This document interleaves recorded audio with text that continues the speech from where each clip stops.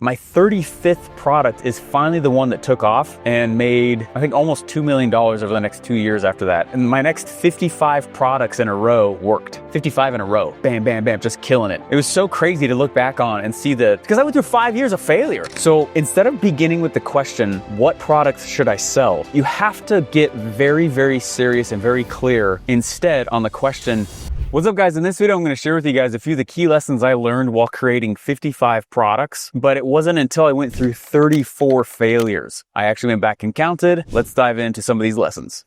When I was going to college, I was like, I want to be an entrepreneur. I finally had that epiphany moment where I was like, oh my gosh, entrepreneur is the thing I keep trying to go and do and be. And I didn't know that. It felt good to finally like own it and let's go off and be an entrepreneur and that whole thing. Like many people though, I did not just choose to go be an entrepreneur out of the gate. I was poor and I needed more money and I was in school, but I mean, I was living on student loans. I mean, I couldn't afford anything. So I went and I called my dad and I asked for money, which is super out of the norm of how I was raised. I worked a lot of labor jobs growing up. My first job was in a injection molding plastic factory. We made syringes and M16 buttstocks. My hands got heat calluses from my first job. So I went off and I called my dad and I said, hey, can I get some money for school? Because like I can't afford to live. And a lot of you guys know this story. This story's become somewhat internet famous. I'm the oldest of 6 kids and we were taught to work hard. My dad grew up on a farm. He goes, son, no, if I give you this money now, you will not exhaust the resources you didn't know that you had.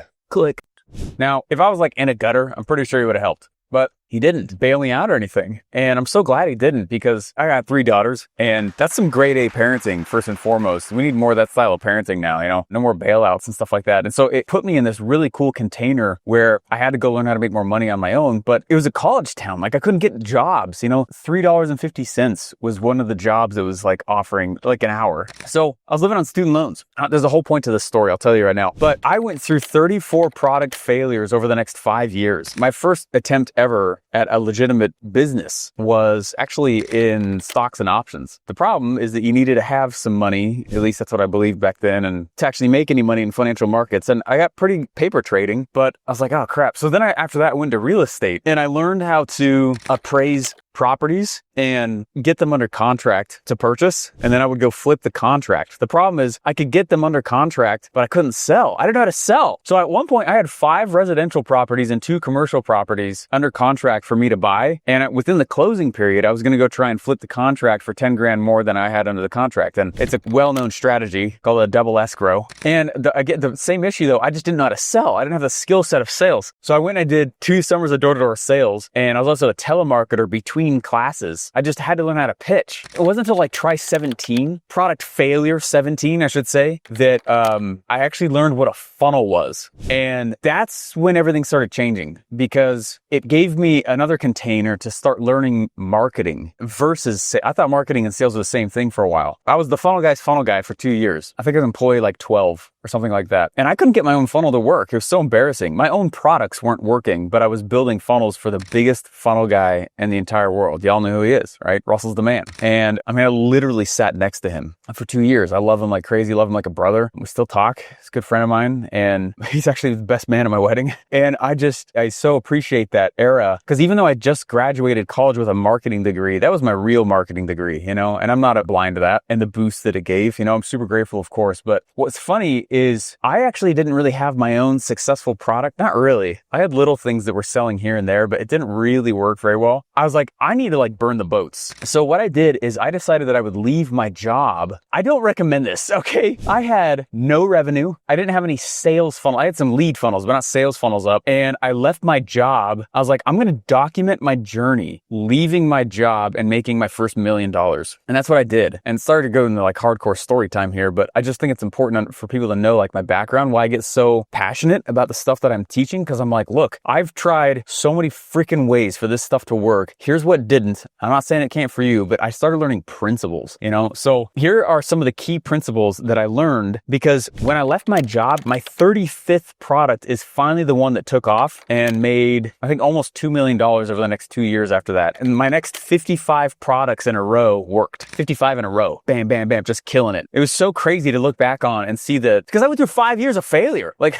let me know how many guys have been trying to be an entrepreneur for quite a while. That much failure. I mean, it was just freaking freaking grit, chip on my shoulder grit. I wanted to win. I really, really wanted to win. So I just kept taking the shots. Here's some of the biggest lessons though that I learned on the stark difference between 55 successes versus a previous 34 failures in a row. And I'll write these down because I'm going to riff on these, but it's also part of a program that I've had for a long time. So I'm not just making them up. And these are things that I've taught to thousands of other entrepreneurs as well now. The very first thing you have to understand is that when you're trying to go create a product to go sell, you cannot be the person that you're trying to sell. Meaning, when I went and got an entrepreneurship, like in college, like my classes, they had this notion that make the product that you like, because if you like it, you'll be passionate about it. It was terrible advice. I'm not saying you shouldn't like your stuff, and I'm not saying that you shouldn't be passionate, but at a certain point, you got to recognize that you don't fill your own wallet. So why are you asking you? You know what I mean? That was the biggest issue with all those failures in a row, is that I was making those 34 failures in a row, those 34 products. When I look back at them, they weren't bad products. The issue was that I was the only person that I was talking to about it, basically. I was like, well, since I like it, it's going to work. And I would do that thing that most of us have probably done, where you have an idea for a product or a business and you start asking your friends and family and those closest to you, and they're like, yeah, totally go do that. Who wouldn't go buy that? That sounds amazing. Of course you would go do that. And so you're like, yeah, you get all this validation. So you go off and you start making the product, and then you make it, you go back to those same people and you're like, hey, you want it? And they're like, well, I'm just not a good time. I didn't mean me, but like meaning others will probably like that. You're like, oh crap. So you end up making products in caves. And it's one of the biggest ways to kind of almost guarantee failure in entrepreneurship, is that you only ask you. You have to stop asking you. So instead of beginning with the question, what products should I sell? Questions really matter. Questions invite revelation. And the order of the questions that you ask, in the order that you ask them in, is very influential on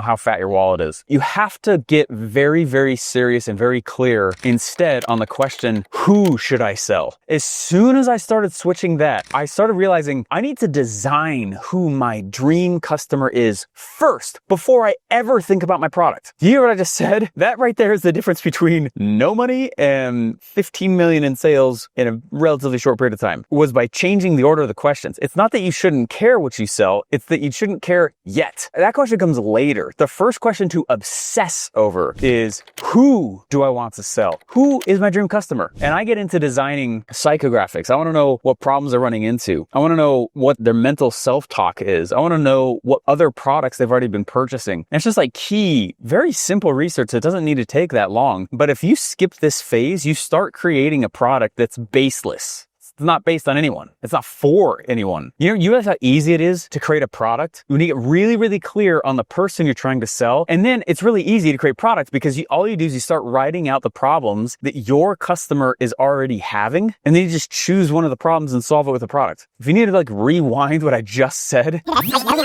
you realize how easy it is to create a product when you get really, really clear on the person you're trying to sell. And then it's really easy to create products because all you do is you start writing out the problems that your customer is already having, and then you just choose one of the problems and solve it with a product. That key right there there's a lot of other tricks, of course, but that trick right there, I'm telling you, is one of the biggest reasons why my products began working 55 in a row. Don't just come up with a product because it's coming out of your head. What you want to do is you want to get very familiar with the problems your dream customer is already facing. What problems is your dream customer already facing? And you have to realize, this might sound really silly, but I call it my problem planner. And I literally will draw a stick figure of a person, and I'm like, this represents my dream customer. And I start writing some of their behaviors, some of their likes, their dislikes, their personality, their psychographic information. But the most key piece is I begin listing out problems that my dream customer is already having. I don't want to educate them that they have a problem. And this goes against everything that I was taught in school. Did you know you have a problem? What? I want to go and create products for problems that my customer already knows that they have. If they already know that they have those issues, it's so much easier to build sellable products because it's based on something that the customer is already experiencing. As simple as this sounds, this little nuance right there were other things, but I got to tell you, that piece right there is one of the first big lessons I can tell you about lessons from 55 products that worked in a row. So I would encourage you, start writing down, here's all the problems that my dream customer is already experiencing and already knows that they are experiencing. And then what I start doing is right next to each each one of the problems, I just start listing what problems are actually worth solving. This is another key aspect to it. There was a guy in college, and I have all the respect for him. I'm not making fun of him, but he made this product in college. He said, I don't like it when I roll over out of my bed and my phone's on the ground, or let's say I brought a water bottle with me, at bed if I get thirsty in the night or whatever. He literally created this physical thing, like injection molding plastic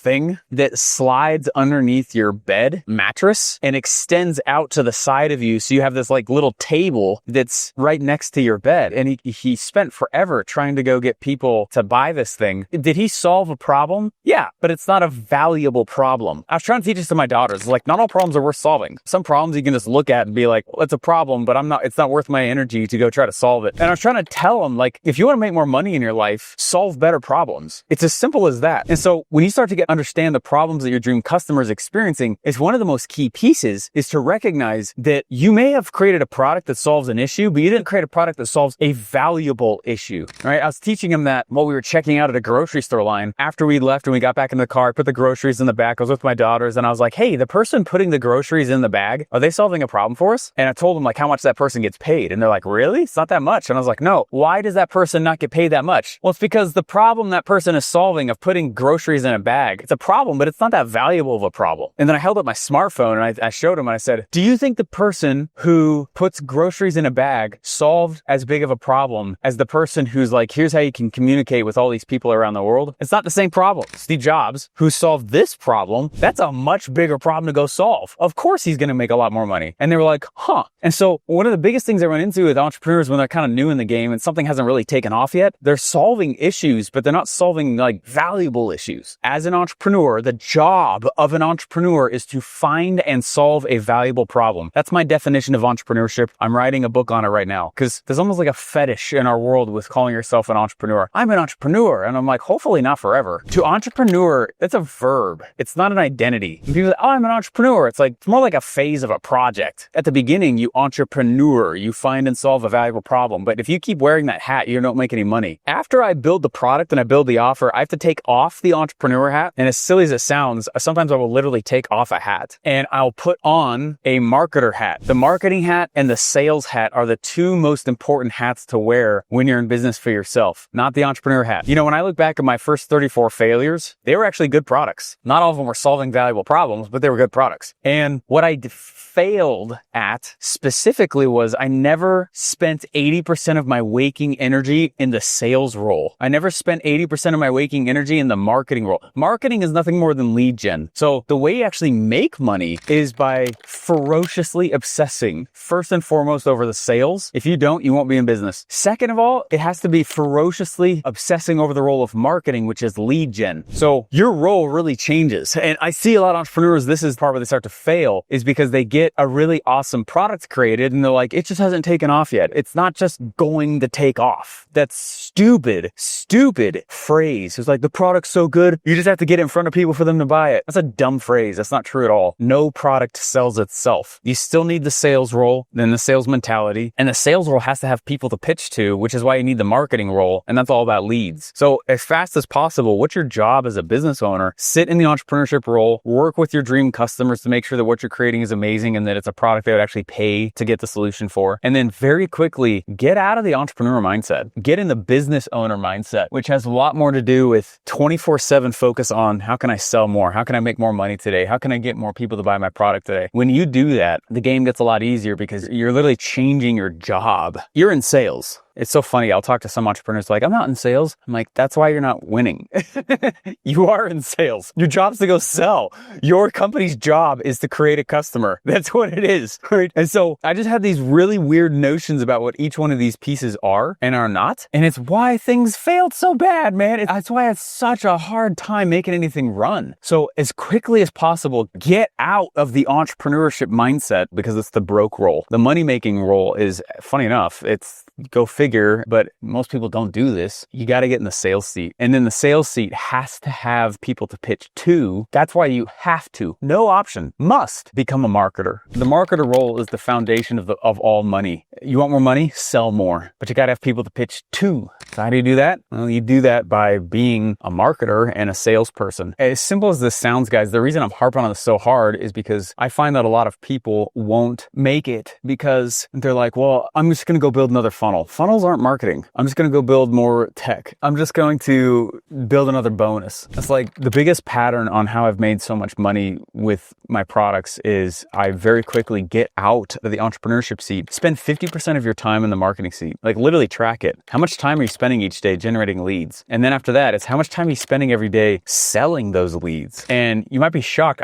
Someone told me to do this once. And it's one of the reasons I'm being so forward about it. But they're like, actually sit down and track for the next 2 weeks. Like every 30 minutes, sit down and write down what you just did over the last 30 minutes. And I was shocked to find out that 15% of my time was being spent on sales and marketing. I was like, well, no wonder my wallet's light. You know what I mean? It's just like, oh my gosh, there's no weight to this wallet. It's like, well, especially when you're first starting out and there's nobody else in the business, like you're a team of one, you got to get through the entrepreneurship role so that you can get to the sales role. And the sales role depends on having people to pitch to. That's the only reason to use the internet. The internet is just a big lead source. Go figure. That's what I'm doing with you guys. I'm hoping that eventually you guys are like, yeah, I'll go check out his stuff. I'm still creating leads for my stuff. A lot of you guys have come out and you've grabbed my stuff since me making this channel, and that's great. And there's a lot of ways to do that. Anyway, I hope that's helpful. Don't fall in love with the entrepreneurship's role. It's amazing. It's a fun role, but it's a role. It's not an identity. It's a phase. I'm an entrepreneur. I get what people are saying, and not to get like super nuanced on that, but it's just the common pattern I see on those people who don't actually make any money is they're like, oh, I'm an entrepreneur. I'm an entrepreneur. I'm an entrepreneur. I'm an entrepreneur. I'm an entrepreneur. I'm like, oh, dude, start being a salesperson or you're just not going to make any money. Learn how to sell. Number one most valuable skill set is not entrepreneurship, it's sales. All right, guys, we'll see you later. Hopefully you enjoyed that. Let me know in the comments down below. And if there's anything else you want me to go teach about that stuff, I'll be happy to. Remember to subscribe and like. I got to catch a flight.